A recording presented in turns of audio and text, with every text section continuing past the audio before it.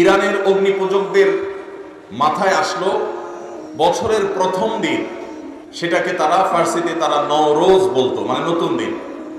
এই নওরোজ বা নাইরোজ, এই বছরের প্রথম দিনকে অগ্নিপূজকেরা, প্রকৃতি পূজারীরা, পেগানরা তারা বিশেষভাবে পুজো অর্চনা এবং উৎসব হৈহুল্লোড় করে কাটাতো।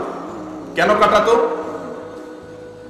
কারণ তারা মনে করত, তারা বিশ্বাস করত, বছরের প্রথম দিনটিতে আনন্দ উৎসব এবং হৈহুল্লোড় করে যদি কাটানো যায়, তো প্রথম মুহূর্ত, প্রথম দিনটাকে উৎসব এর মাধ্যমে কাটালে সারা বছর ভালো থাকা যাবে, সুখে থাকা যাবে, স্বাচ্ছন্দ্যে থাকা যাবে, উৎসবে থাকা যাবে। এই ভুল বিশ্বাস এবং এই কুসংস্কারাচ্ছন্ন আকীদার উপর ভিত্তি করে সেই অগ্নিপূজকেরা তারা বছরের প্রথম দিনকে উৎসবের সময় এবং উপলক্ষ হিসাবে স্থির করল। এটা ছিল আজ থেকে বহু হাজার বছর আগের ঘটনা।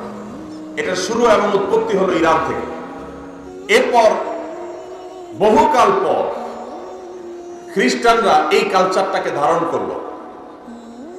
তারা তাদের যে খ্রিস্টীয় বর্ষ, সেই খ্রিস্টীয় সন বা সালকেও তারা ওই অগ্নিপূজকদের যে সাল ছিল, সন ছিল, সেটার মতো করে এটার প্রথম দিনকে, প্রথম মুহূর্তকে তারা উদযাপন করা শুরু করলো।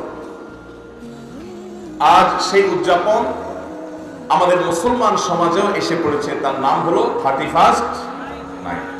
এই 31st নাইটের এই কালচার, এটা এসেছে অগ্নিপূজকদের কাছ থেকে, খ্রিস্টানদের ঘাড় হয়ে এখন সেটা মুসলমানদের সমাজেও বসবাস করছে, টিকে আছে।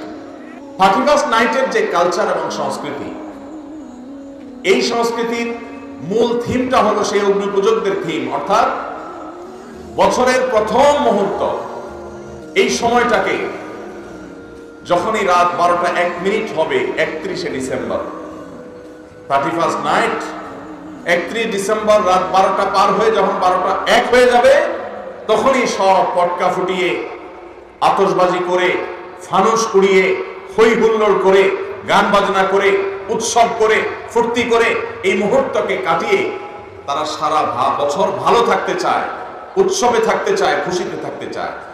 এই চিন্তাধারা, এই ধ্যান ধারণা এসেছে অগ্নিপূজকদের কাছ থেকে। আমরা মুসলমানের সন্তান, মুহাম্মদ রাসূলুল্লাহ সাল্লাল্লাহু আলাইহি ওয়াসাল্লামের উম্মত, তার অনুসারী। আল্লাহর লাখ কোটি শুকর, আল্লাহ তাআলা এরকম কুসংস্কারাচ্ছন্ন, অযৌক্তিক, হাস্যকর, বাস্তবতা বিবর্জিত বিশ্বাস এবং কুসংস্কার থেকে আল্লাহ তাআলা আমাদের মুসলমানদেরকে হেফাজতে রেখেছেন, আলহামদুলিল্লাহ।